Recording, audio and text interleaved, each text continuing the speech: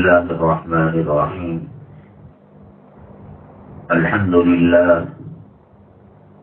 لله نحمده ونستعينه ونستغفره ونؤمن به ونتوكل عليه ونعوذ بالله من شرور أنفسنا ومن سيئات أعمالنا. من يهده الله فلا مضل له ومن يضلله فلا هادي له.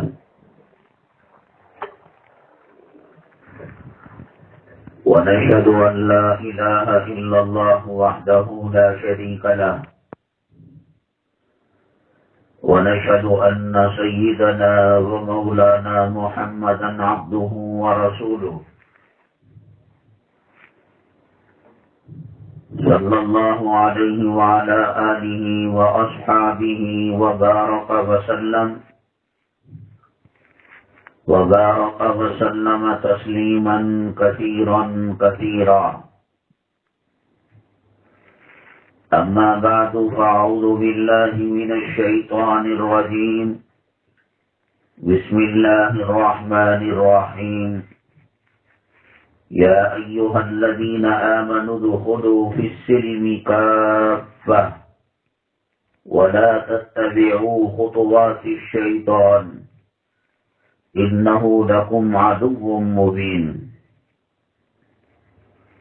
قال النبي صلى الله عليه وسلم: من تشبه بقوم فهو منهم، أو كما قال النبي عليه الصلاة والسلام. رب اشرح لي صدري ويسر لي أمري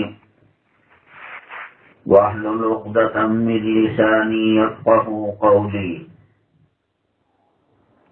اللهم صل على سيدنا مولانا محمد في أول كلامنا. اللهم صل على سيدنا مولانا محمد في أوسط كلامنا.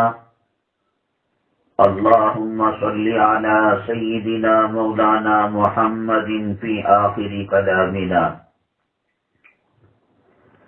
قابل قدر اسلامی خواتین، اللہ تبارک تعالی جتنی کروڑ اربا ارب مخلوق پیدا فرمائی، ان میں اللہ تبارک تعالیٰ نے سب سے افضل اعلیٰ خوبیوں والی مخلوق جو بنائی وہ انسانوں کو بنایا. حالانکہ فرشتے گناہ نہیں کرتے، نہ صغیرہ نہ کبیرہ. ان کو نور سے بنایا اور ان کے اندر وہ مادہ ہی نہیں ہے کہ وہ گناہ کا سوچ سکیں. اللہ تعالیٰ نے فرمایا: لا یعصون اللہ ما امرهم ویفعلون ما یؤمرون. وہ اللہ کی نافرمانی نہیں کرتے، وہ وہی کرتے ہیں جس کا ان کو حکم دیا گیا ہے. اللہ تعالیٰ کے یہ فرشتے مختلف اللہ نے جو کام دیے ہیں اس میں لگے ہوئے ہیں.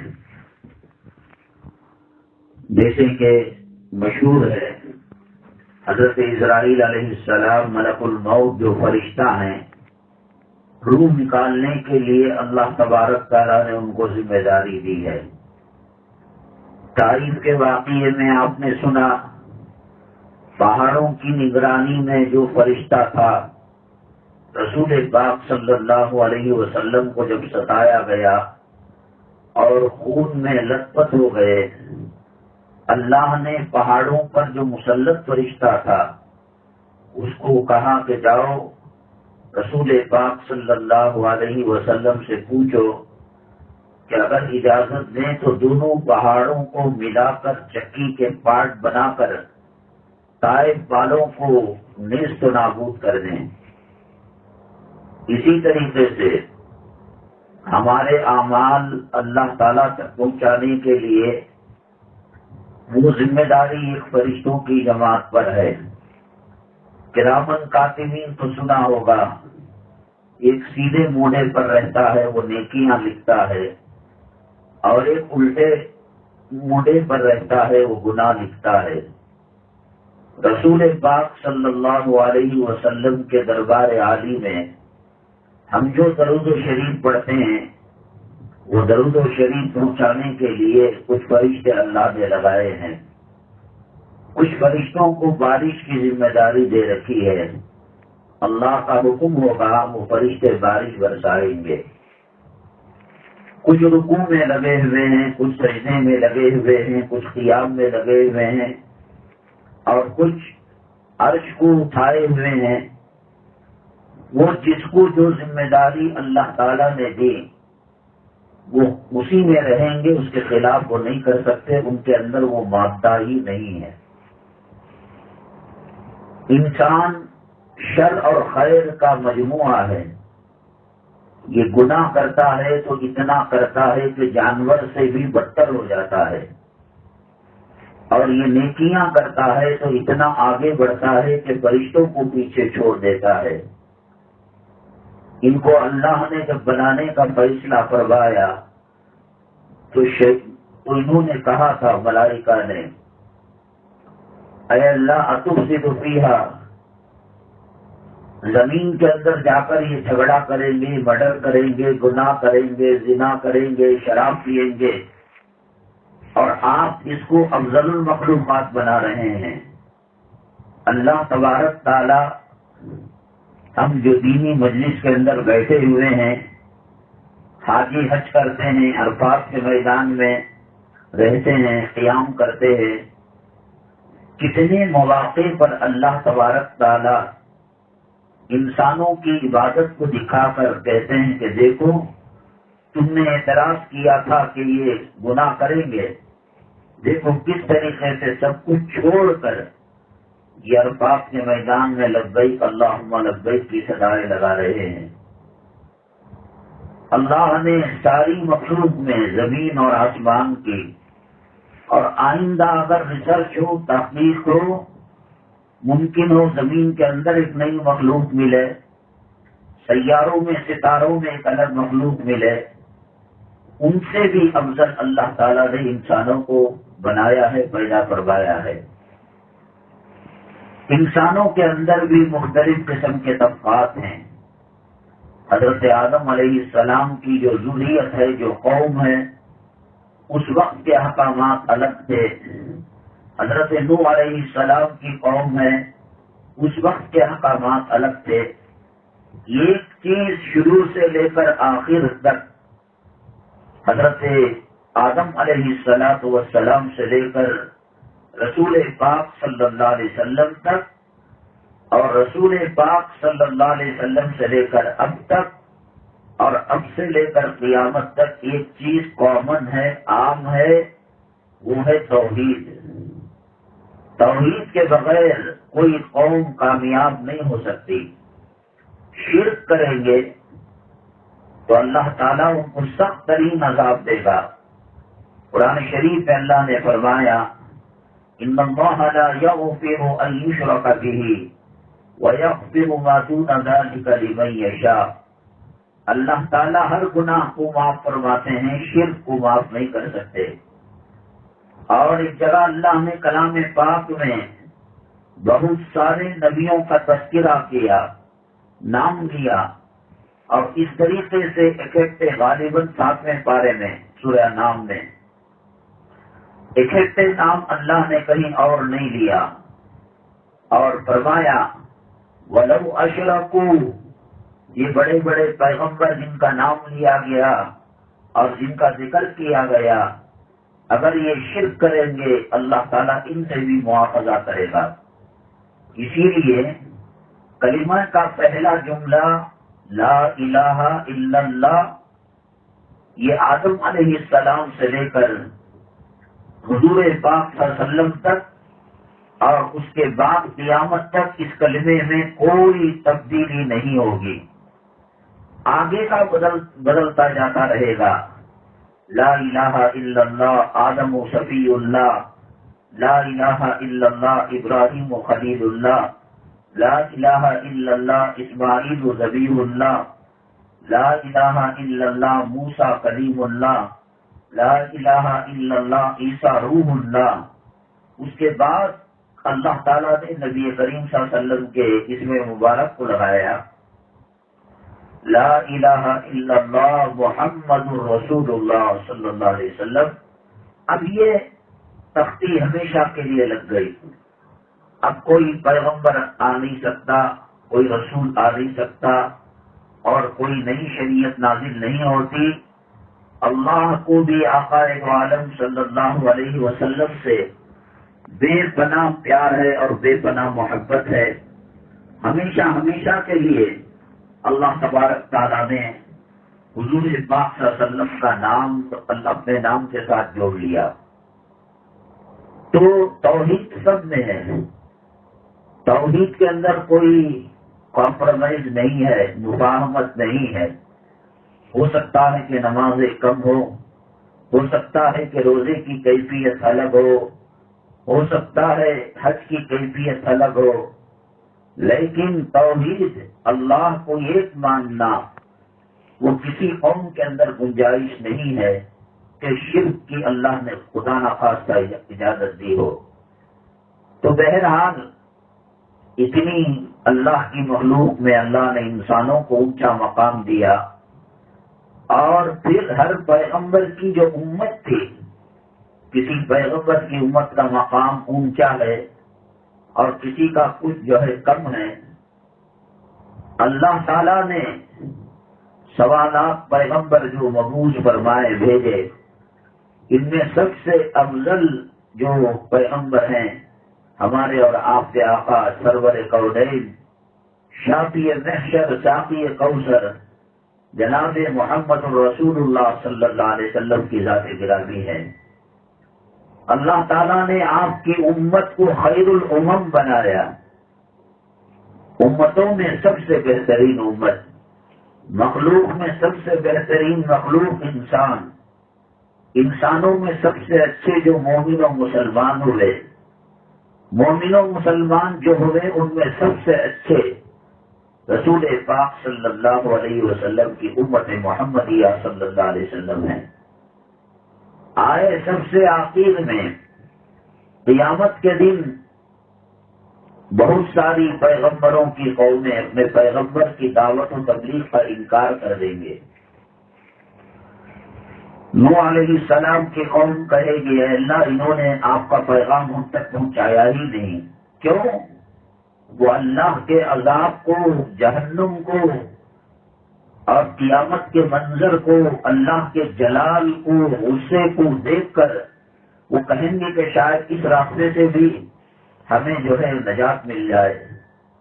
کہیں گے حضرت نوح علیہ السلام نے ہم کو دعوت و تبلیغ نہیں کی۔ بنو اسرائیل حضرت موسیٰ علیہ السلام کے بارے میں کہیں گے، عیسائی اور نصارہ حضرت عیسیٰ علیہ السلام کے بارے میں کہیں گے۔ اللہ تبارک تعالیٰ کہیں گے کہ تمہارا کوئی وٹنس ہے، گواہ ہے؟ اب جب قوموں نے انکار کر دیا تو کہاں سے وٹنس ملے گا، گواہی ملے گی؟ اگر مل بھی جائے تو یہ جو انکار کرنے والے ہیں یہ کہیں گے، اے اللہ یہ جھوٹی گواہی دے رہے ہیں، ہم اسی زمانے کے ہیں۔ سب سے آخر میں امت آئی رسول پاک صلی اللہ علیہ وسلم کی، لیکن یہ گواہی دے گی کہ پیغمبروں نے دعوت و تبلیغ کا فریضہ انجام دیا ہے اور اس کے اندر کوئی کمی بیشی نہیں کی۔ تو وہ امتیں کہیں گے، اے اللہ شہادت اس کو کہتے ہیں جسے آنکھ سے دیکھنے سے زیادہ اور اس کو یقین ہو، عین الیقین ہو، حق الیقین ہو۔ موسیٰ علیہ السلام پہلے آ کر چلے گئے، عیسیٰ علیہ السلام پہلے آ کر چلے گئے، سلیمان علیہ السلام پہلے آ کر چلے گئے، آدم علیہ السلام پہلے آ کر چلے گئے۔ یہ کیسے ممکن ہے کہ یہ گواہی دیں؟ اللہ کہے گا یہ تو بات صحیح کہہ رہے ہیں، تم بعد میں آ کر پیدا ہونے سے پہلے والی کی گواہی کیسے دیتے ہو؟ تو انہوں نے کہا امت محمدیہ صلی اللہ علیہ وسلم نے، ہمارے پیغمبر رسول پاک صلی اللہ علیہ وسلم نے ہم کو بتایا تھا، قرآن میں بتایا تھا۔ اچھا اگر وہ بتائے تو گواہی ہو جائے گی۔ امت محمدیہ صلی اللہ علیہ وسلم کہیں گے اے اللہ آنکھوں کا دیکھا جھوٹا ہو سکتا ہے، کانوں کا سنا جھوٹا ہو سکتا ہے، دل و دماغ کا سمجھا جھوٹا ہو سکتا ہے، لیکن پیغمبر تیرے محبوب صلی اللہ علیہ وسلم کو یہ بات کہے، آسمان پیروں تلے آ سکتا ہے اور زمین آسمان کی جگہ لگ سکتی ہے، آگ ٹھنڈی ہو سکتی ہے، شہد کڑوا ہو سکتا ہے، برف گرم ہو سکتا ہے، لیکن ہمارا ایمان ہے اللہ کے نبی صلی اللہ علیہ وسلم غلط بات نہیں فرماتے۔ اللہ تعالیٰ گواہی کو کھول کے کہہ دے گا اور قبول کر لے گا، اور جو لوگ کافر تھے ان کو اللہ تبارک تعالیٰ ہمیشہ کے لیے جہنم کے اندر ڈال دے گا۔ دیکھا آپ نے اللہ نے کتنا اونچا کام اس امت سے لیا۔ سب سے آخر میں یہ امت آئی، یہاں اجتماع کا مکان ہے، دیر سے آئے تو وہ دروازے کے پاس بیٹھتے ہیں، اور جب دعا ہوتی ہے تو سب سے پہلے وہی نکلتے ہیں۔ یہ امت سب سے آخر میں آئی اور جنت میں سب سے پہلے داخل ہوگی، اور اللہ تعالیٰ نے جنت کو کہہ دیا ہے کہ امت محمدیہ اور رسول پاک صلی اللہ علیہ وسلم کے بغیر کوئی آدمی اس میں قدم نہیں رکھ سکتا۔ تو اللہ تبارک تعالیٰ نے ہمیں وہ فضیلت بخشی ہے، نبی کریم جناب محمد الرسول اللہ صلی اللہ علیہ وسلم کے جوتوں کے سجدے میں۔ میری مائیں اور بہنیں، آج ہم نے اس مقام کو بھلا دیا ہے۔ ہمارے پاس نماز کی کوئی قدر و قیمت نہیں ہے، اذان کی کوئی قدر و قیمت نہیں ہے، مسجدوں کی عظمت نہیں ہے تو وہ مال جو فنا ہونے والا، تباہ ہونے والا، برباد ہونے والا اور کفن کی گھاٹی سے الگ ہونے والا۔ مرد مرے، عورت مرے، 11-12 بجے صبح میں ناشتہ کیا تھا، 10 سال کے لیے حکم ہے پیٹ دبا دبا کر آگے پیچھے کے راستے سے جو کھایا ہے وہ باہر اگل دے۔ انگوٹھی پہنی ہے اور نکل نہیں رہی ہے، انگلی کاٹ کر بلیڈ لگا کر انگوٹھی نکال سکتے ہیں، لیکن دنیا کے اس مال کے ساتھ وہ مردہ، وہ میت قبر میں دفن نہیں ہو سکتا۔ کل من علیہا فان ویبقى وجہ ربک ذو الجلال والاکرام۔ ہر چیز کو فنا ہونا ہے۔ وہ بادشاہ جس نے دنیا کے سب سے بڑے حصے پر حکومت کی اور تقریباً 80% 90% دنیا کا بادشاہ تھا، مرنے کے بعد اس نے حکم دیا کہ میرے ہاتھ کفن کے باہر رکھے جائے۔ لوگوں نے کہا یہ مزاج شریعت کے خلاف ہے، میت کے ہاتھوں کو کفن کے اندر رکھا جاتا ہے۔ اس نے کہا تاکہ اللہ کی مخلوق کو پتہ لگے ماں کے پیٹ سے خالی ہاتھ آیا تھا اور قبر کے گڑھے میں خالی ہاتھ جا رہا ہے۔ اس کی حکومت، اس کا بیت المال، اس کی فوج، اس کی پولیس، اس کی عدالت، اس کی قضاوت، اس کے محل، اس کی رانیاں، اس کی بالیاں، اس کے غلام، اس کے نوکر اور اس کے سر کا تاج، بیٹھنے کا تخت، سونے کا، سب یہیں رہ گیا، کوئی چیز ساتھ جانے والی نہیں ہے۔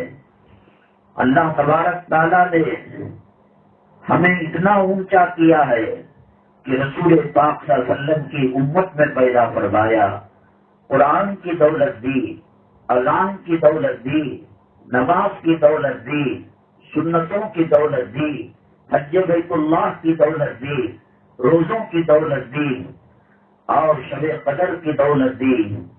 اگر ہمارے پاس کچھ بھی مال نہ ہو، یہ کم ہے کہ ہم آقا کے غلام ہیں؟ کیا یہ کم ہے کہ قرآن کی دولت ہے؟ دنیا والوں کے ساتھ رہ کر ہم دنیا کی بولی بولنے لگے ہیں۔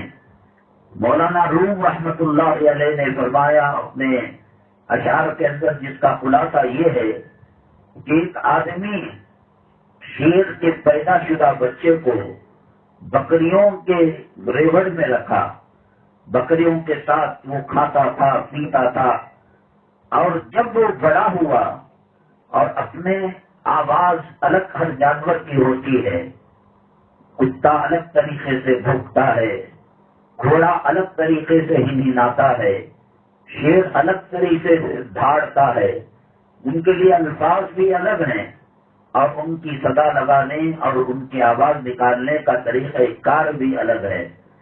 لیکن جب شیر کو شیروں کا ماحول نہیں ملا، بکریوں کے ریوڑ میں رہا کرتا تھا، اور جب دھاڑنے کا وقت آتا تو خود بخود بکریوں کی آواز نکالنے کی کوشش کرتا، کیونکہ ماحول اس نے یہی دیکھا ہے۔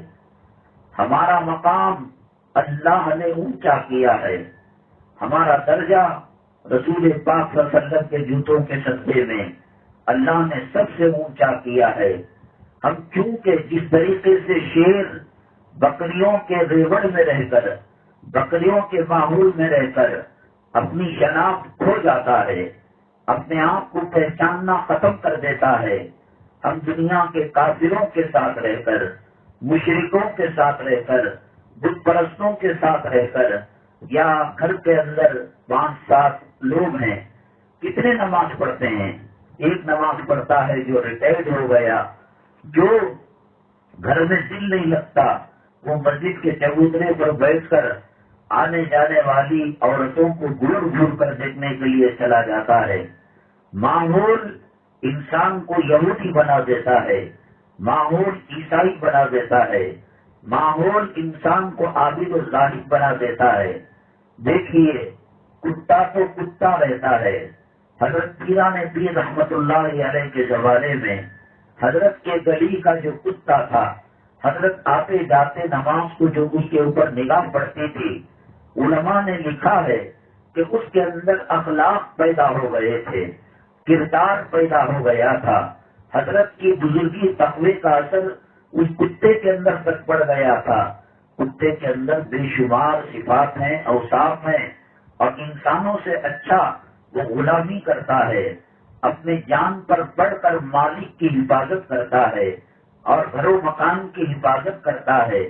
چوروں کو پکڑنے میں، ڈرگس اور نشے کی چیزوں کو پکڑنے میں کئی اوصاف ہیں کہ وہ اگر انسان کے اندر رہے انسان ولی ہو جاتا ہے۔ لیکن ایک چیز ہے کہ اس کے پاس اگر بڑا ہاتھی کا بھی پڑ جائے سامنے اور وہ مرتے دم تک بھی گوشت کھا کر اس کی زندگی ختم ہو جائے گی مگر گوشت باقی رہے گا، بازو کی گلی کا کتا دوسرا کتا آئے تو وہ کہتا ہے کہ میں مر جاؤں گا، تجھے کھانے نہیں دوں گا۔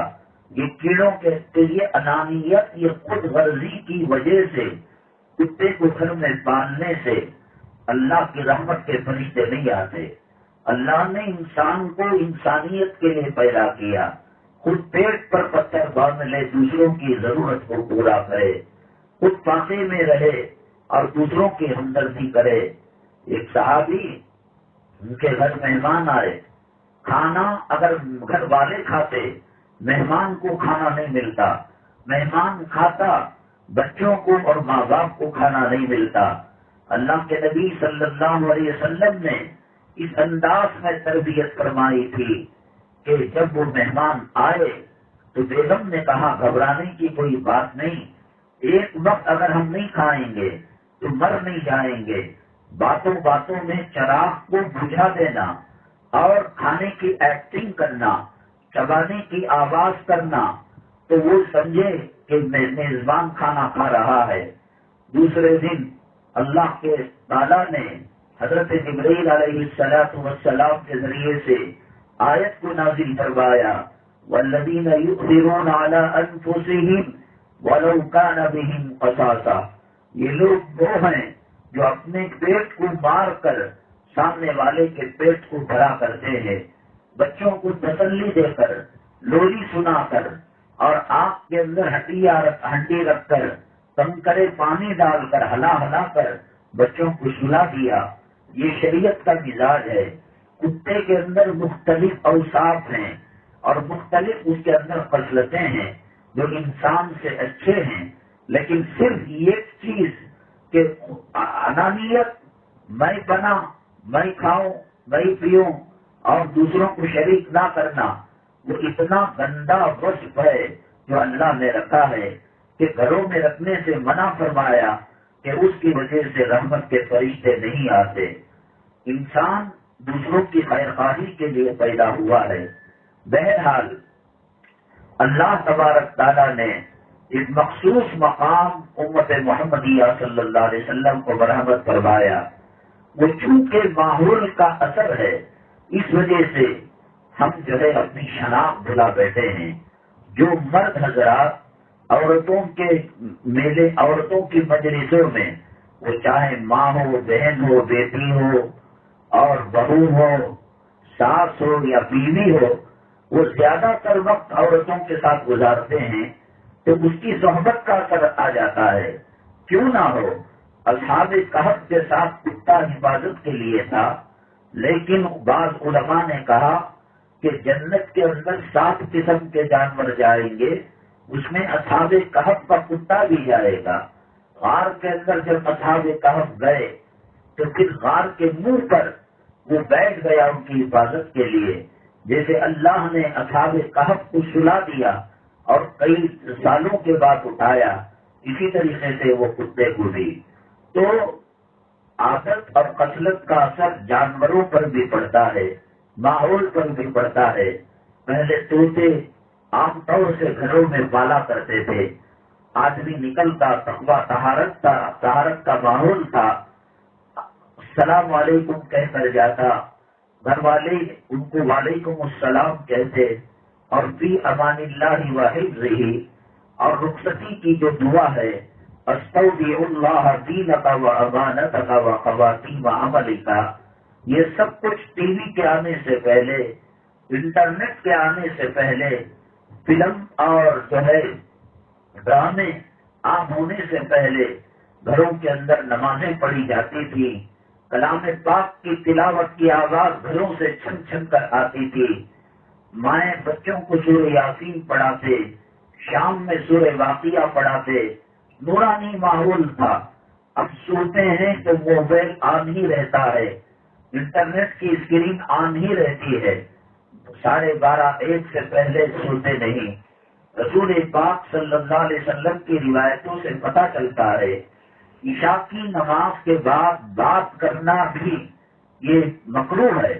حضرت اقدس حضرت تھانوی رحمۃ اللہ علیہ کے خلیفہ حضرت مولانا ابرار الحق صاحب رحمۃ اللہ علیہ جب بھی بیان کرتے عشاء کے بعد بیان نہیں کرتے، مغرب کے بعد بیان شروع کرتے، عشاء 8:30 میں ہے تو اس دن بیان کی وجہ سے تھوڑا مؤخر کر دیتے، دیر سے پڑھ لیتے اس مسجد میں، 9 بجے جیسا بیان ختم ہو کر دعا ہوتی، اذان دے کر نماز پڑھ لیتے۔ عشاء کی نماز کے بعد بات چیت کرنا اور وقت کو گزارنا مزاج شریعت کے خلاف ہے اور گھروں کے اندر نحوست کے آنے کا ذریعہ ہے۔ ہماری طبیعت، ہمارا ماحول غیروں کے ساتھ رہ کر یہ اور ایک چیز لگا رکھا ہے، نہیں مرد جو ہے دکان بند کر آئے تک کھانا نہیں کھایا جا سکتا، اسے بھوک لگے، اسے دوا کھانی ہے، اسے جو ہے کھانسی کی ٹانک پینے کے بعد نیند آتی ہے، یہ کون سی شریعت ہے معلوم نہیں۔ ایک آدمی کے خاطر شریعت کو رون ڈالنا، مزاج شریعت کے خلاف چلنا، یہ اس کا احترام نہیں ہے۔ قیامت کے دن وہ بھی دامن پکڑے گا، اس کی بھی کوئی مجبوری ہے، وہ جلد از جلد گھر کو لوٹے، جلد سونے کی فکر کرے۔ جب دینی بیان کو ہمارے اکابر عشاء کی بات عام طور سے اجازت نہیں دیتے، یہ فلمیں دیکھنا، یہ غیبتیں کرنا، یہ سرکل بنا کر بیٹھنا۔ اب تو بعض گھروں کے اندر حقہ پیا جاتا ہے، حقہ آج پیا جا رہا ہے، اس کے جو فلیورز آتے ہیں وہ پھول کے پھل کے آتے ہیں۔ بس جانے خدا نہ کرے اگر کسی کا بیٹا مر گیا، بھائی مر گیا تو شیطان وسوسہ ڈالتا ہے کہ اس میں گانجے اور ڈرگس کے 2 ٹکڑے ڈال کر اگر حقہ مارا جائے تو غم بھول جائیں گے، اور سرور پیدا ہو جائے گا. اور شیطان یہ وسوسہ ڈالتا ہے کہ ارے بھائی 2-4 دن تو ٹکی لیں گے، اس کے بعد چھوڑ دیں گے. جب بیٹے کے مرنے کا، ایکسیڈنٹ کا غم، شوہر کے مرنے کا، ایکسیڈنٹ کا غم دور ہو جائے گا. شیطان انسان کو نیک اعمال کرنے نہیں دیتا. اب دیکھو حج کے اندر اور عمرے کے اندر جب سستا تھا عمرہ 25,000 روپے تو لوگ نہیں جایا کرتے تھے. اب 90,000 سے 1.25 لاکھ 1.5 لاکھ تک 15 دن کا عمرہ ہے. بھرے ہوئے ہیں لوگ.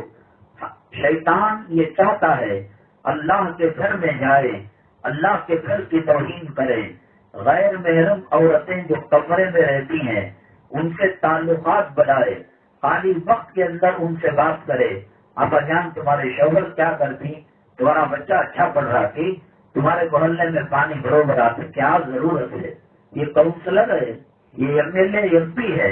علماء نے لکھا ہے کہ زنا کی 30 قسمیں ہیں. ان میں سب سے بدترین زنا بدکاری کرنا اور ایک عورت اور مرد کا جو ہے اپنے ناجائز خواہشات کو پورا کرنا ہے. آنکھوں کا بھی زنا ہے، کانوں کا بھی زنا ہے، دل کا بھی زنا ہے. شیطان ایسے ہی سب کو جو ہے کفن کا احرام پہنا کر نہیں بھیج رہا ہے. شیطان اس کی ڈیوٹی پوری کر رہا ہے. یہاں ایک گناہ کریں تو ایک لکھا جائے گا. اللہ کے حرم میں، حدود حرم میں، مسجد الحرام کو چھوڑ کر بھی ہم جو حرم کے اندر ہوٹلوں میں رہتے ہیں وہاں بھی ایک نیکی 1 لاکھ کے برابر اور ایک گناہ 1 لاکھ گناہ کے برابر ہے. تو شیطان کیا کرتا ہے، یہاں 10-20 سال میں وہ گناہ نہیں ہوتے جو مکے کے اندر، مدینہ طیبہ کے اندر. وہاں میک اپ کرنے کا کیا معنی ہے، وہاں بننے سنورنے کا کیا معنی ہے، وہاں اسپرے لگانے کا معنی کیا ہے، وہاں عطر لگانے کا معنی کیا ہے. اور وہاں ایک بلڈنگ کے اندر 6-6, 7-7, 12-12 لفٹیں ہوتی ہیں. کیا ضرورت ہے کہ جب ماں بہن کم عمر کی بچی غیر محرم اگر ایک لفٹ سے جا رہی ہو تو آدمی اپنے آپ کو بچانے کے لیے یا وہ خاتون اپنے آپ کو بچانے کے لیے اس مرد کو جانے دے اور پھر الگ سے لفٹ کے اندر جو ہے وہ چلی جائے منزل تک. نہیں، شیطان جو پیچھے لگا ہوا ہے وہ ازلی دشمن ہے. وہ کبھی نہیں چاہتا کہ وہ عمرہ کرے، اللہ اسے رضامندی کا پروانہ دے. اللہ کے نبی صلی اللہ علیہ وسلم نے فرمایا العمرۃ بین العمرہ، ایک عمرہ دوسرے عمرے کے درمیان، کفارۃ لما بینہما، ان دونوں عمروں کے درمیان اگر کوئی گناہ ہو گئے اللہ معاف کرنے والا. لیکن اللہ تبارک تعالیٰ دیکھ رہا ہے کہ شیطان اپنا کارنامہ انجام دے رہا ہے. آنکھوں کا گناہ، دل کا گناہ، دماغ کا گناہ، کانوں کا گناہ، ہاتھوں کا گناہ. وہ بیٹھی بھی اچھی خاصی عورت رہتی ہے، نماز پڑھ کر آئی ظہر کی، کھانا کھانا کا ٹائم ہو گیا، آپا میں نے لگا تو کھانا، تاکہ 2-4 بول کر، آنکھوں کا زنا کر کر، زبان کا زنا کر کر، دل کا زنا کر کر، دماغ کا زنا کر کر، وہ شیطان یہ چاہتا ہے کہ جنت کا پروانہ لیے بغیر نہ جائے. رسول پاک صلی اللہ علیہ وسلم کی زیارت کے لیے وہاں اوقات الگ ہیں، مردوں کے الگ ہے، خواتین کے الگ ہیں، اور جانے کے راستے الگ ہیں. اور ان کے رہبری کرنے کے لیے خاص طور سے ہندوستان پاکستان کی جو خواتین ہیں وہاں وہ ملازمت کرتی ہیں. وہاں مہندی لگا کر کیا سسرال جا رہی ہے، میک اپ کر کر کیا معنی مطلب ہے، نیل پالش لپسٹک. رسول پاک صلی اللہ علیہ وسلم کے دربار میں نے 1000 مرتبہ کہا کہ نیل پالش لپسٹک کے اندر خنزیر اور سور اور اونٹ کی چربی ہوتی ہے.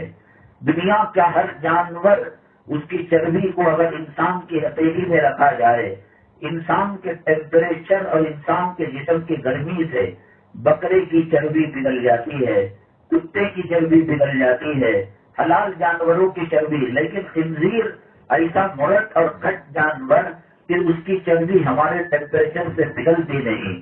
تو لپسٹک کو اور نیل پالش کو بہت دیر تک رکھنے کے لیے سور کی چربی کا استعمال کیا جاتا ہے. جا رہے ہیں ریاض الجنہ جس کے بارے میں اللہ کے نبی صلی اللہ علیہ وسلم نے فرمایا قیامت سے پہلے اللہ اس کو اٹھا کر جنت میں پہنچا دے گا۔ ریاض الجنہ وہ جنت کا ٹکڑا ہے۔ ریاض الجنہ یہاں صحابہ نماز پڑھا کرتے تھے۔ ریاض الجنہ رسول پاک صلی اللہ علیہ وسلم یہاں امامت فرمایا کرتے تھے۔ ریاض الجنہ جہاں جمعہ کا خطبہ دیا کرتے تھے۔ ریاض الجنہ جہاں بلال حبشی اونچے مینارے پر کھڑے ہو کر اذان دیا کرتے تھے۔ یہ استوان عائشہ ہے۔ حضرت عائشہ صدیقہ رضی اللہ تعالیٰ عنہ آقائے دو عالم صلی اللہ علیہ وسلم اعتکاف میں بیٹھے تھے تو کمرے کے اندر سے کھڑکی میں سے ہاتھ ڈال کر آپ کے سر کو تیل لگایا کرتی تھی۔ یہ استوانے ہر رات کی نگہبانی کرنے کے لیے صحابہ کرام باری باری وہاں پر کھڑے ہوتے تھے۔ 7 پلر ہیں، الگ الگ نام ہے، ان کی الگ تاریخ ہے۔ یہاں بننے سنورنے کا کیا معنی مطلب ہے؟ آپ آج بھی اپنے موبائل کے اندر لائیو مکہ مدینہ ڈال کر دیکھیے، رسول پاک صلی اللہ علیہ وسلم کے روضے کے پاس زیارت کرنے کے لیے حاجی جب باب السلام سے داخل ہوتا ہے اور نبی کریم صلی اللہ علیہ وسلم کے روضے مبارکہ کے پاس آتا ہے، ایک کور میں پلاسٹک کے چپل ہوتے ہیں اور ایک ہاتھ کے اندر موبائل ہوتا ہے، سیلفی لیتا ہے۔ آقا کے دربار میں پہنچ کر جس ماں سے بچہ بچھڑ کر 20 سال ہو گئے، اب وہ ماں ملاقات کر رہی ہے، ہاتھ میں چپل لے کر کون سیلفی لینے کی کوشش کرتا ہے؟ ان کے جذبات کی جو حد ہے وہ ٹوٹ جاتی ہے، وہ پھوٹ پھوٹ کر ماں رونے لگتی ہے اور بچہ رونے لگتا ہے۔ ماں کے گوشت سے بچہ جب الگ ہو جاتا ہے، ہاسپٹل میں علاج کیا جاتا ہے، کئی مہینے کئی سال نہیں، کچھ گھنٹوں کے لیے عرقان آ گیا، کمزوری آ گئی، خون میں فرق پڑ گیا، الیکٹرک گوارے میں رکھا گیا، پھر ماں جو ٹوٹ پڑتی ہے اس کے جذبات الگ ہے۔ لاکھوں ماؤں کی مامتا، کروڑوں باپوں کی شفقت، میاں بیوی کی محبت، اولاد اور ماں باپ کے درمیان رشتہ اور میاں بیوی کے تعلقات، ان سے کروڑا کروڑ درجے رسول پاک صلی اللہ علیہ وسلم سے ہمیں محبت ہے۔ انسان بے قابو ہو جاتا ہے اپنے معشوق کو دیکھ کر، اپنے محبوب کو دیکھ کر۔ اے آقا آپ وہی تھے کہ ہندوستان میں ہم درود پڑھتے تھے، ہمارے درود کو فرشتے لے کر آپ کے پاس آیا کرتے تھے۔ آقا ہم بات کرنا چاہتے تھے لیکن ہمارے پاس کوئی جبرائیل نہیں ہے، ہمارے پاس سیٹلائٹ تو ہے، ہمارے پاس موبائل تو ہے، ہمارے پاس ویڈیو کالنگ تو ہے، لیکن عالم برزخ سے کتاب پڑھنے کے لیے ہمارے پاس کوئی آلہ نہیں تھا۔ آقا اب ہمارے آنکھوں کے سامنے ہے اور قرآن نے کہا وَلَوْ أَنَّهُمْ إِذْ ظَلَمُوا أَنفُسَهُمْ جَاءُوكَ فَاسْتَغْفَرُوا اللَّهَ وَاسْتَغْفَرَ لَهُمُ الرَّسُولُ لَوَجَدُوا اللَّهَ تَوَّابًا رَحِيمًا کہ اللہ کے نبی کے دربار میں اللہ تعالیٰ بہت جو ہے قریب ہے کہ ہماری بات ان کو سنائے۔ اے آقا ہم دور سے ضرور بھیجا کرتے تھے، اے آقا کاش نظر آ جاتے، کاش ہمارے آنکھوں کو ٹھنڈک پہنچ جاتی، ہمارے کلیجے کو ٹھنڈک پہنچ جاتی۔ کہاں پیسہ حلال ہوا تو یہ سب چیزیں نصیب ہوتی ہیں۔ پیسہ رشوت کا ہے، پیسہ ماٹی کیش کا ہے، پیسہ سود کا ہے، پیسہ وہاں کا ہے جہاں سے انکم آمدنی حرام ہے۔ تو پھر کیا نبی کا روزہ، پھر کیا اللہ کا حرم، گناہ پر گناہ، گناہ پر گناہ۔ مکہ مکرمہ کے بارے میں علماء نے لکھا ہے حجر اسود سے ایک شعاع نکلتی ہے، وہ انسان کے دل کو، طواف کرنے والے دل کو جا کر ٹچ کرتی ہے۔ وہ منافق ہے، وہ اللہ تعالیٰ کا ناپسندیدہ بندہ ہے، وہ حرام کے مال کے اندر احرام کی چادر پہن رکھا ہے، حرام کا مال اس مبارک سفر میں لگا رکھا ہے، تو وہ 2 چیزیں کر دیتا ہے، یا تو کافر ہو جاتا ہے یا مسلمان ہوتا ہے۔ منافق مدینہ طیبہ میں تھے، مکہ مکرمہ کے اندر 2 ہی، یا تو ابو جہل یا تو ابو بکر، یا تو ابو لہب یا تو عمر۔ بیچ کے جو منافق مدینہ طیبہ میں تھے، وَإِذَا لَقُوا الَّذِينَ آمَنُوا قَالُوا آمَنَّا وَإِذَا خَلَوْا إِلَىٰ شَيَاطِينِهِمْ قَالُوا إِنَّا مَعَكُمْ إِنَّمَا نَحْنُ مُسْتَهْزِئُونَ۔ یہ منافق مومنوں کی مجلس میں بھی رہتے اور کافروں کے مجلس میں بھی رہتے، کافروں کی مجلس میں رہتے اور کافر پوچھتے کہ تم صحابہ کے ساتھ کیا کر رہے تھے؟ تو وہ کہتے نہیں، ان کے ساتھ مذاق کر رہے تھے۔ جب صحابہ ان کو پوچھتے کہ کافروں کے ساتھ کیا کر رہے تھے، وہ کہتے نہیں، کیونکہ نیوز معلوم کرنے گئے تھے۔ تو یہ منافق مدینہ طیبہ میں رہتے تھے۔ مکہ مکرمہ میں اللہ کا کعبہ، رکن یمانی، حجر اسود ایک ایسی شعاع ڈالتا ہے دل پر، آدمی یا تو مومن ہو جاتا ہے یا تو کافر ہو جاتا ہے۔ شیطان کی ایڑی چوٹی کا زور اس پر ہوتا ہے کہ حج کرنے والا، عمرہ کرنے والا پاک ہو کر نہ جائے، اچھی سنت لے کر نہ جائے۔ رسول پاک صلی اللہ علیہ وسلم نے فرمایا والحج المبرور لیس له جزاء الا الجنہ، حج مبرور کا بدلہ سوائے جنت کے اور کچھ نہیں ہے۔ اور حج کے اندر کر کر جب آدمی حاجی گھر آتا ہے کأنما ولدته امہ، ایسا پاک ہو کر آتا ہے گویا ماں کے پیٹ سے ابھی بچہ پیدا ہوا۔ شیطان کب یہ گوارا کرے گا؟ قریب کی مسجد میں فجر پڑھنے جانے نہیں دیتا، ظہر پڑھنے جانے نہیں دیتا۔ یہ دکانداروں کو دیکھو، یہ فٹ پاتھ پر ویپار کرنے والوں کو دیکھو، کیسے منہ پر جھولیاں لا کر 40 پر 7 ڈگری گرمی کے اندر فٹ پاتھ کے اوپر کھڑے ہو کر 10 کا مان لے لو، 10 کا مان لے لو۔ وہاں اللہ اپنے جو ہے نمائندے سے کہتا ہے حی علی الفلاح، اے مومن و مسلمان، اے تاجر، اے گاہک، تیرا نفع اور تیری فلاح اور بہبودی اور تیری کامیابی مال و دولت میں نہیں ہے، بلکہ ہمارے دربار میں چھپنے میں ہے۔ حی علی الصلاح، آجا نماز کی طرف، آجا فلاح و کامیابی کی طرف۔ کتنا وہ دل لگا کر کاروبار کرتا ہے، اس میں کا 100واں حصہ اگر 2 رکعت تحیت الوضو پڑھ لیا ہوتا، تہجد پڑھ لیا ہوتا، وقت کے اولیاء میں اللہ اس کا شمار کرتا، وقت کے بزرگوں میں اللہ اس کا شمار کرتا۔ یہ دنیا فنا ہونے والی ہے۔ جس طریقے سے اگر کورٹ سے وارنٹ آ کر پولیس والے جب گرفتار کرتے ہیں، پیشاب کر کر استنجا کرنے کی مہلت نہیں دیتے، پاخانہ کر کر دھونے کی مہلت نہیں دیتے، غسل کر کر آنکھ پوچھنے کی مہلت نہیں دیتے، اسی طریقے سے ملک الموت آتا ہے تو وہ اس کا انتظار نہیں کرتا کہ اس کو تہجد پڑھ لینے دو، اس کو فجر پڑھ لینے دو۔ آنکھوں سے لاکھوں مردوں کو اٹھتے ہوئے دیکھا، کروڑ پتیوں کے جنازے نکلتے ہوئے دیکھا، لیکن چونکہ دنیا کے ماحول میں ہے، میں یہاں کی کیا بات کروں۔ جب حج و عمرے میں جاتے ہیں تو وہاں 50 ڈگری گرمیوں کے دنوں میں جون جولائی کے اندر ہوتی ہے، جس میں کھجور جتنا زیادہ گرمی ہوتی ہے اتنا کھجور کے اندر مٹھاس اور نرمی بنا آتا ہے۔ یہ اللہ تعالیٰ کا ایک قانون ہے، ایک قدرت ہے۔ وہاں پر جو ونڈو اے سی ہوتے ہیں اس کا مشین باہر ہوتی ہے، کبھی ڈسٹ اور دھول کی وجہ سے کولنگ کم آتی ہے یا کچھ خرابی ہو جاتی ہے، سیفٹی بیلٹ باندھ کر 20 مالوں میں اوپر سے لٹک کر اے سی کرنٹ کے اندر ہاتھ ڈال کر اس کی مرمت کی جاتی ہے۔ کیوں؟ جوروں کو پالنا ہے، بچوں کو پالنا ہے۔ ایک روٹی کی قیمت ایک معذم 6000 تنخواہ کے اندر اس کی اماں کو، اس کے بھائیوں کو، اس کے بہنوں کو، اس کی بیوی کو، اس کے بچوں کو، اور کم سڑک کوئی مہمان راستہ بھٹک کر آ گیا، ٹکٹ کا پیسہ چوری ہو گیا، اس کو بھی مسجد کے کونے میں بٹھا کر روٹی کھلاتا ہے۔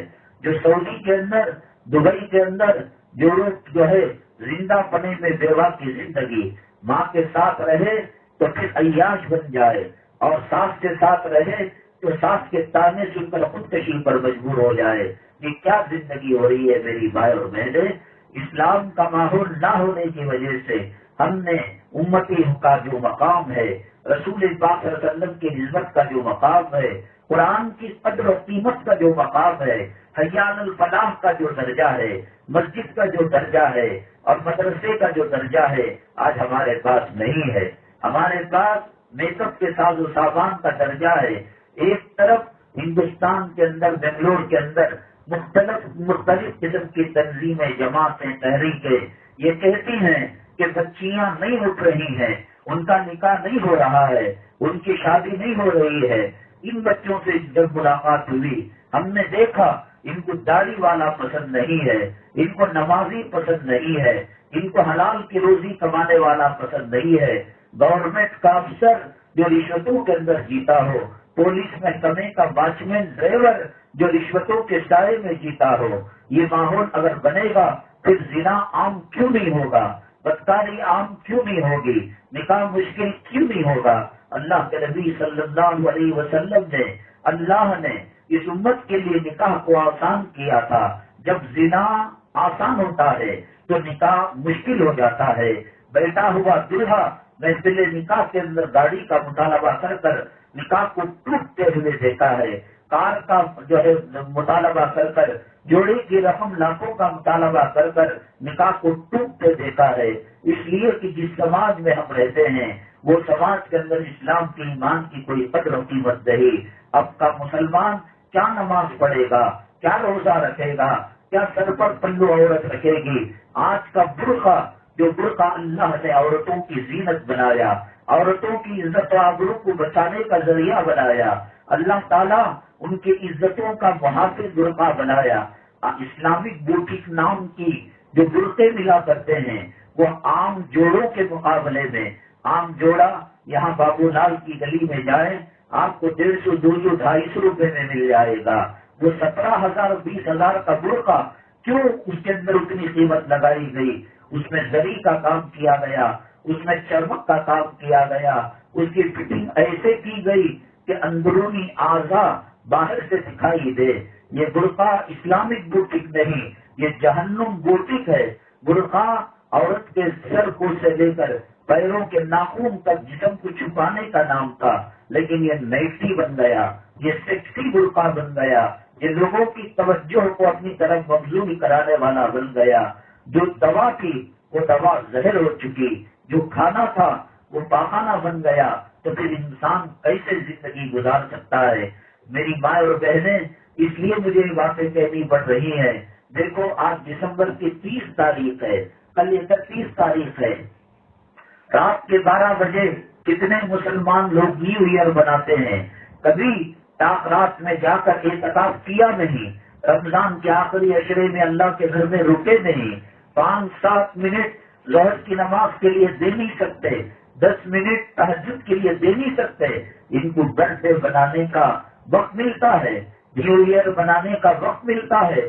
کون سی نسل سے پیدا ہوئے، کون سے مذہب کا یہ طریقہ ہے، قرآن کی کس آیت کا یہ ترجمہ ہے، حدیث کی کس حدیث کا یہ ترجمہ ہے کہ مسلمان برتھ ڈے بنائے، مسلمان نیو ایئر منائے، مسلمان اینیورسری کرے۔ ایک ایک سال ہمارا آگے بڑھتا ہے، قبر کی طرف قریب اور دنیا کی زندگی سے ہم دور ہوتے چلے جا رہے ہیں۔ فجر کی نماز کا شریک مختلف، ظہر میں اس کا جنازہ آتا ہے، کیوں بھی اتنا جلدی جنازہ اٹھا گئے؟ نہیں، اس کی کڈنیاں فیل ہو کر کے منہ سے خون نکل رہا ہے، ناک سے خون نکل رہا ہے۔ عزت کے ساتھ اللہ نے بلایا، آؤ آؤ ہمارے گھر میں آؤ، ہم تمہیں حفاظت کریں گے، ہم تمہیں روزی دیں گے، نحن نرزقک، اور جو ہے میری یاد کے لیے تم جو ہے میری عبادت کیا کرو۔ زندہ پنے میں گئے نہیں، اب جو ہے منہ سے خون نکل رہا ہے، ناک سے خون نکل رہا ہے، وہاں ٹیشو پیپر روئی رکھے ہوئے ہیں۔ امام صاحب کہتے ہیں کہ مسجد کا صحن گندا ہو جائے گا، کتا آیا تو بھگا دیا، جانور آیا تو بھگا دیا۔ اسی طریقے سے وہ میت جس کے جسم سے گندگی نکلتی ہے، اب وہ صف اول میں جنازہ کیا رکھنا، صف دوم میں کیا رکھنا، برآمدے میں کیا رکھنا، مسجد کے صحن میں بھی رکھنے کے لیے وہاں کی کمیٹی، مؤذن، اسٹاف، امام اجازت نہیں دیتے۔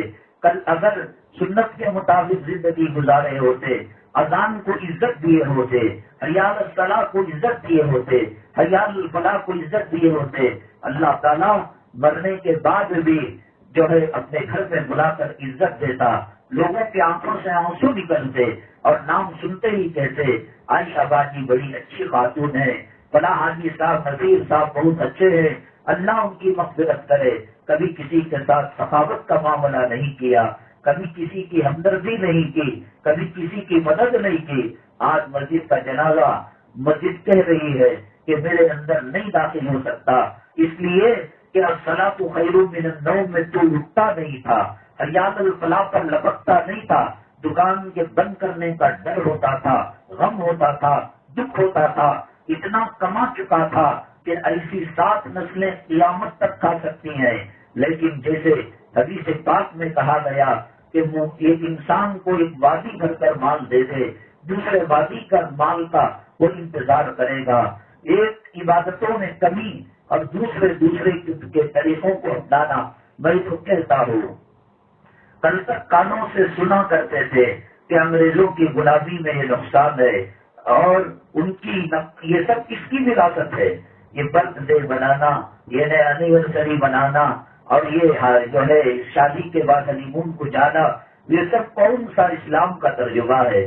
یہ کون سی 114 صورتوں کا ترجمہ ہے؟ یہ کون سا 6666 آیتوں میں سے کسی آیت کا ترجمہ ہے؟ یہ کون سا سوالات پیغمبروں کا طریقہ ہے؟ یہ کون سا نبی کے گھرانے کا طریقہ ہے؟ یہ کون سا پیران پیر کے گھرانے کا طریقہ ہے؟ یہ کون سا خواجہ میر رحمۃ اللہ علیہ کے گھر کا طریقہ ہے؟ یہ سب انگریزوں کے۔ اور انگریز اب تو دیکھ رہے ہو غزہ کے اندر، فلسطین کے اندر اللہ نے اتنا آسان کر دیا کہ کرکٹ میچ دنیا کے دوسرے کونے میں کھیلی جاتی ہے، اور وہاں رات ہوتی ہے، یہاں دن ہوتا ہے، یہاں دن ہوتا ہے، وہاں رات ہوتی ہے۔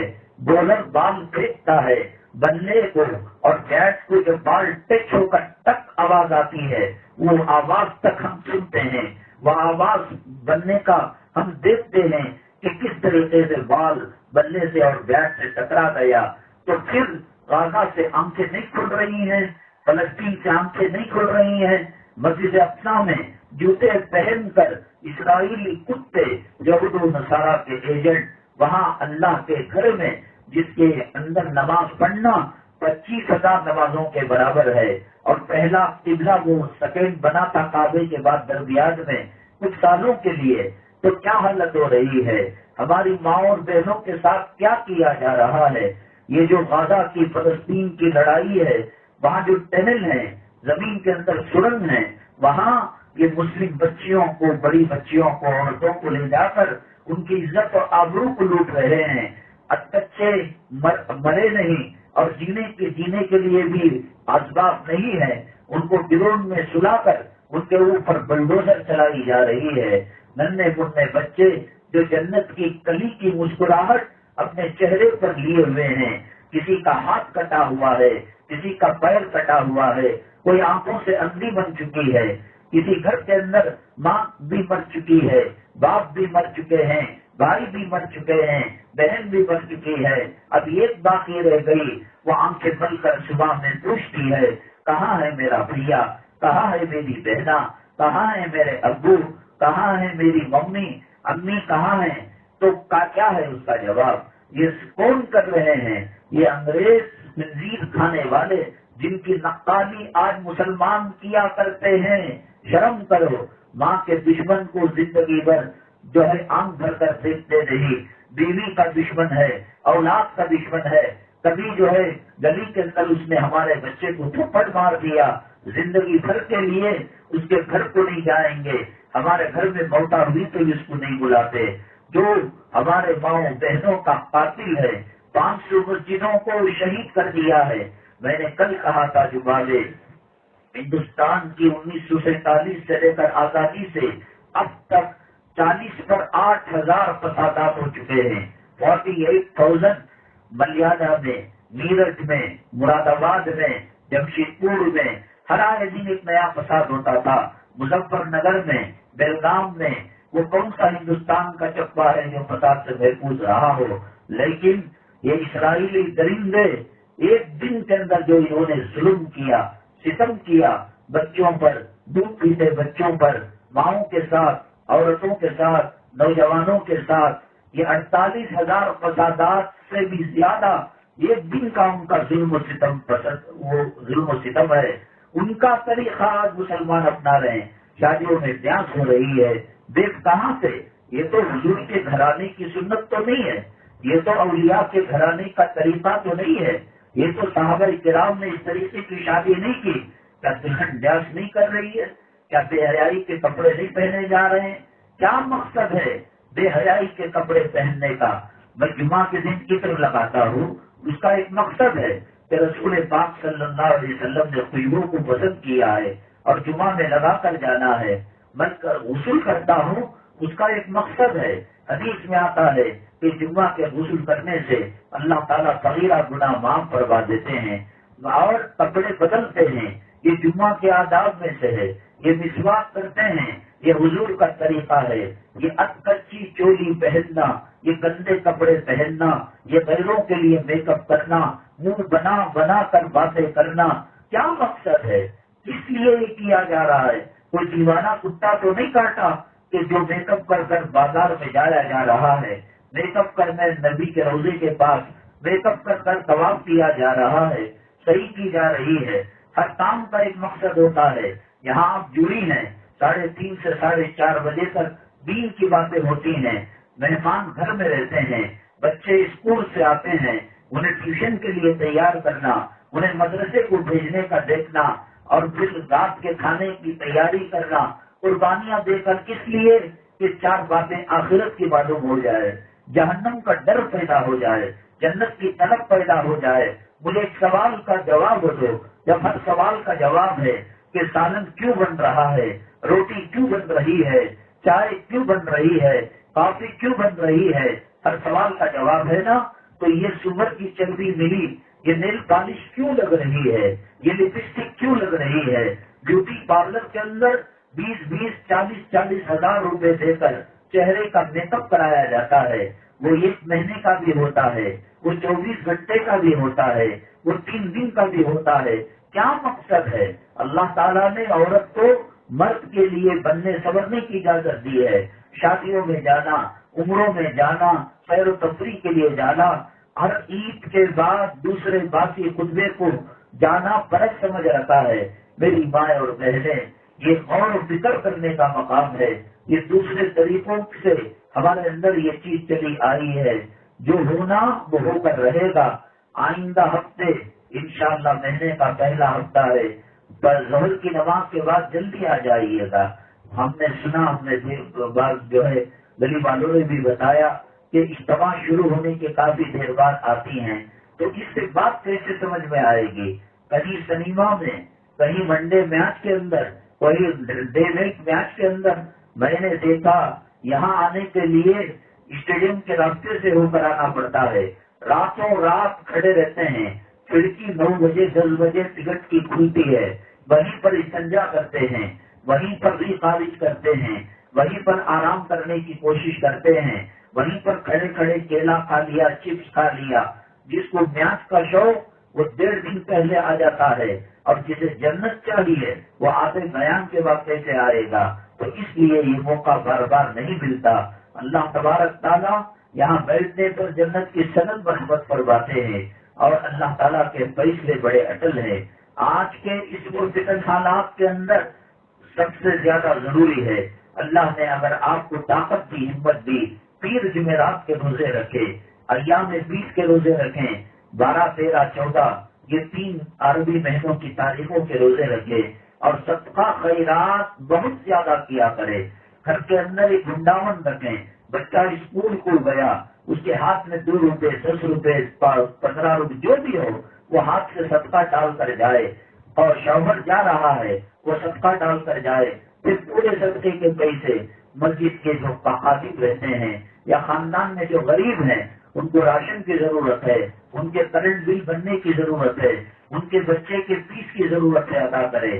حضرت عیسیٰ علیہ السلام کے زمانے میں ایک دھوبی تھا اور بہت ستایا کرتا تھا لوگوں کو، ان کا کپڑا اسے اس کا کپڑا ہونا کر ستانے کے لیے لوگ تنگ آ گئے، اور جا کر حضرت عیسیٰ علیہ السلام سے کہا کہ آپ پیغمبر ہیں، ذرا بد دعا کرے۔ عیسیٰ علیہ السلام نے کہا میں آنکھیں بند کر بد دعا نہیں کر سکتا، میں دیکھوں گا۔ دیکھا تو واقعتاً وہی نکلا جو لوگ کہا کرتے تھے۔ آپ نے بد دعا کر دی، اے اللہ اس کو سبق سکھا۔ تو جو ہے جو کپڑوں کی گٹری ہے ہاتھ میں رکھ کر لے جاتا ہے گدھے پر بیٹھ کر، اس کے اندر اللہ نے سانپ کو مسلط کر دیا حضرت عیسیٰ علیہ السلام کی بد دعا کی وجہ سے۔ وہ سانپ نظر آ رہا ہے، اللہ کی مرضی تھی، پیغمبر بھی دیکھ رہے ہیں اور قوم بھی دیکھ رہی ہے، قوم بھی خوش ہے، چلو اس سے چھٹکارا مل جائے گا۔ کیا مجبوری تھی پتا نہیں. تو اس کے بعد دوسرے تیسرے دن دیکھا تو دھوبی ہٹا کٹا چل رہا ہے. جا کر عیسیٰ علیہ السلام سے شکایت کی، ارے عیسیٰ آپ پیغمبر ہیں، انجیل آپ پر نازل ہوئی ہے، اللہ کے نبی، اللہ کے رسول، کیا آپ کی دعا بھی قبول نہیں ہوتی؟ کیا مطلب ہے؟ کہا کہ دیکھو دھوبی زندہ ہے اور آرام سے اچھی زندگی گزار رہا ہے. اور عیسیٰ علیہ السلام کو تعجب ہوا، اس دھوبی کو بلایا اور کہا کہ کیسے کیا ماجرا ہے، تمہاری گٹری کے اندر تو سام تک ہو، یہ سام کیوں آیا ہے عیسیٰ؟ کہا کہ ہم نے بددعا کی تھی، لوگوں پر ظلم کیا تھا تم نے. ہاں تو بات صحیح ہے کہ جب میں جا رہا تھا دھوبی گھاٹ کپڑے دھونے کے لیے، ایک فقیر تھا، بہت بھوک سے تڑپ رہا تھا. کہا بابا اللہ کے نام پر روٹی دے دے. میرے پاس 3 روٹیاں تھی، میں نے 1 روٹی دی. اس نے کہا اللہ تجھے زمین کے فتنوں سے بلاؤں سے حفاظت فرمائے. اچھا اب آسمان رہ گیا. میں نے کہا کہ پھر دوسری روٹی دی. اس نے کہا کہ آسمانی بلاؤں سے حفاظت فرمائے. اچھا تو اب زمین کی ہو گئی، آسمان کی ہو گئی، اور اس کے درمیان کا کیا ہوگا؟ میں نے تیسری روٹی بھی دے دی. تو اس نے کہا کہ زمین و آسمان کے بیچ میں جو مخلوق ہے، جو اللہ کی چیزیں ہیں، اس سے اللہ تعالیٰ ان کے فتنوں سے اور ان کے شر سے تیری حفاظت فرمائے. تو اس کے بعد جب میں گٹری کو کھولا کپڑے نکالنے کے لیے، دیکھا ایک سام جو ہے چینوں میں جھگڑا ہوا ہے، لوہے کے بہرے میں بند ہے. مجھے بڑا تعجب ہوا، کپڑا دھویا اور پھر سام کو جنگل میں لے جا کر کھول کر میں نے چھوڑ دیا. وہ گویا میرا شکریہ ٹیکس ادا کیا اور یہاں سے چلا گیا. تو اس کے بعد حضرت عیسیٰ علیہ السلام نے کہا کہ تیری روٹی نے اللہ کے عذاب سے تجھے چھٹکارا دلا دیا ہے. سب کا خیرات بیماریوں سے حفاظت کراتا ہے، میاں بیوی میں محبتیں الفتیں کم ہو وہ زیادہ کراتا ہے، گھر کے نقصان سے بچاتا ہے. بہرحال میری ماں اور بہنیں، یہ چیزیں ہر جگہ نہیں ملا کرتی، یہ سودا ہر جگہ نہیں ملا کرتا. کفن مل جائے گا، کپڑا مل جائے گا، چپل مل جائیں گے، قرآن و حدیث کی باتیں اور خصوصاً جنت کی طلب دل میں پیدا ہونا، جہنم کا ڈر پیدا ہونا، زندگی گزارنے کا طریقہ. اس لیے میری آپ سے عاجزانہ گزارش ہے کہ وقت سے پہلے تشریف لائے تاکہ اس کا مکمل فائدہ ہو. ہم دینی مجلسوں کو عزت دیں گے، اللہ ہمیں بقیہ زندگی میں عزت دے گا.